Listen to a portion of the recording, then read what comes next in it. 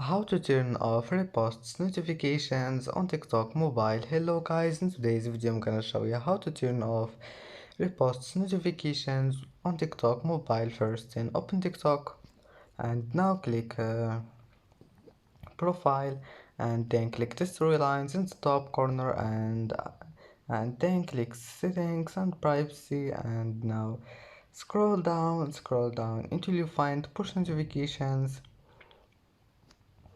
and here you will find notification settings. Now just scroll down until you find reposts and just turn it off by one click, and now just go back, it will be saved. And that's it for today's video.